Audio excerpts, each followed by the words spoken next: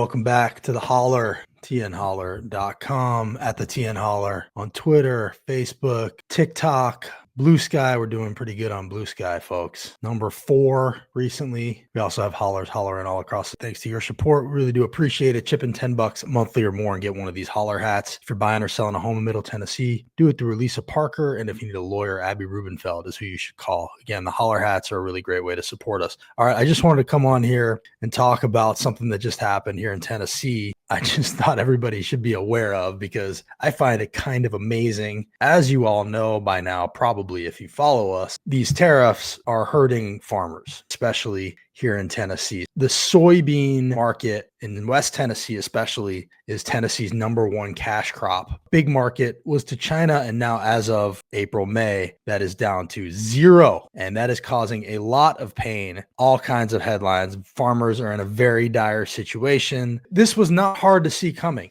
We were out there asking Hatcher, our ag commissioner, do you think there'll be another farmer bailout coming? And he kind of scratched his head, played dumb. He even called farmers optimistic. Most farmers are optimistic. In the short term, it may be painful. In the long term, we're looking for fair trade. It's a tool. I don't know how it's going to turn out. I can't predict it. So he said he didn't know how it was going to turn out. He can't predict it. But that's actually not true because we had seen this movie before. We saw it last time Trump was president. We knew how it would hurt farmers, and we knew that it would impact Tennessee especially. And here was the last time it happened when Charlie was asked about it in committee. 50% of our exports were going to China. Trade wars started that effectively lost soybean, corn, took a big hit, especially those that grow a lot of row crops in West Tennessee. Tennessee got hit especially hard, and he was testifying about it in committee. So for him to then turn around and go, oh, I didn't know. We don't know what will happen. We're optimistic. That was disingenuous. It was entirely predictable that this was going to happen again. Rusty Grills, who was on the ag committee, wrote a letter that was signed by House Republicans to Trump. He said, my colleagues and I sent a letter to Trump and Secretary Rollins highlighting the tough place the farming community is currently in and the need for economic assistance. So they're asking for another farmer bailout. Another farmer bailout was always going to be the result of this trade war, and now they're asking for it. And what I will point out is these are the same people that anytime anybody else gets any kind of bailout, they call that socialism. But for farmers, they just need assistance. The need for economic assistance, in addition to rough weather, that's where you're going with this, Rusty, rough weather and low yields. American farmers are facing depressed farm commodity prices caused by the Chinese Communist Party and 4 years of high input costs, the result of inflation and interest rates. He's talking about Biden. So he's blaming China and Biden, and he's not blaming the tariffs. Obviously caused a precipitous drop in the ability of our farmers to sell to their biggest market. But no, the farm economy is on the verge of a crisis not seen in generations. The cause of this crisis was created during the Biden administration. Very first thing he says is to blame Biden. So predictable. With 4 years of unprecedented rises in farm input costs due to out of control inflation, which has only gone up and Trump has not solved. The trade war that Trump imposed is what is doing this, but you won't mention him and you won't mention those tariffs. Chinese Communist Party is using our farmers as pawns in negotiations between our two countries while your administration is resolving long-held trade disparities, which have failed to put America first. So not only are you not calling out Trump for the trade war and for the tariffs that are hurting farmers, you're praising him for it. You're saying, thank you, sir. May I have another, Rusty? This is pathetic even for you, my friend. This impending crisis can be averted with swift action by your administration to financially support our farmers, similar to the support given during the first Trump administration. So bail them out again, please, just like you had to bail them out last time. If you're acknowledging that the trade war happened the first time, why didn't that fix these trade imbalances? What is already happening is China is buying their soybeans from other places. We just saw, based on this leaked text message exchange between Treasury Secretary Bessent and Secretary of Agriculture Brooke Rollins, that Brooke Rollins is saying Argentina sold a large amount of soybeans to China when we would normally be selling to them. This gives China more leverage on us. That sounds like we fucked up.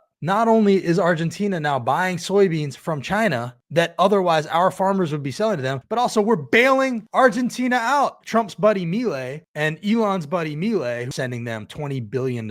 We're bailing out Argentina, bailing out now the farmers. Americans get Medicaid cuts, SNAP cuts, food stamp cuts, bailouts for everybody else. But our people have to die if they get sick and go hungry. How is that America first, guys? Just get the word out to the farmer, because they'll be struggling until the transition is complete. Then after that, they're going to do, I think, better than they've ever done. How long are you guys going to buy this? We know Tennessee Republicans aren't going to stand up. It irritates me that you don't have the guts to acknowledge the people do not pay the tariffs. It's Americans paying the tariffs. I think agriculture has taken a heck of a hit, a lot of misinformation, and he is not helping the farmer. Nope. I mean, we farm about 3,500 acres. We are going to be so far in the red. When are you going to stand up for us instead of kissing his ass for these trade deals? Rusty Grills, that question is for you and everybody on this letter. This is a kiss-ass letter. A thank you, sir. May I have another letter? Praises him for the very tariffs that are hurting the farmer and asks them for a bailout that in any other circumstance you would be calling socialism and communism. Transparent cowardice. Tennessee was hardest hit by the last trade war. What do you anticipate is going to happen with these new tariffs coming on? Well, nobody really knows. I mean, I think Nobody really knows. You're the ag commissioner, Charlie. It had happened before. You did know. You're lying.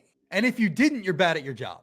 But which is it? Is this the job of our government? Let the farmer be thrown under the bus, thrown under the tractor? Who's standing up for them? They knew what was coming. Now our farmers are suffering, and this letter is completely inadequate. Best case scenario for this year.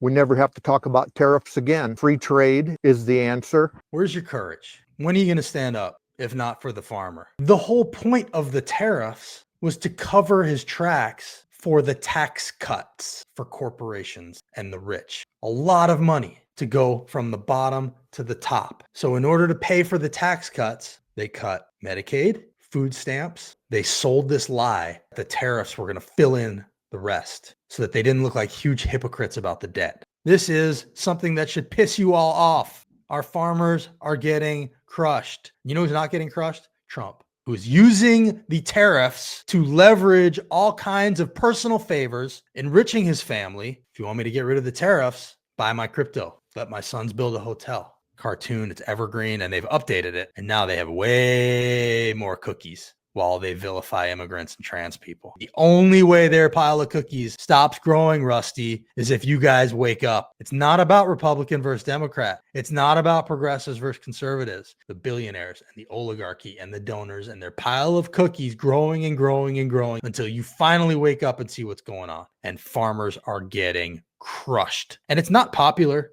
Trump's agenda is not popular. And that's why he's now trying to steal seats in Texas. The bailout will come.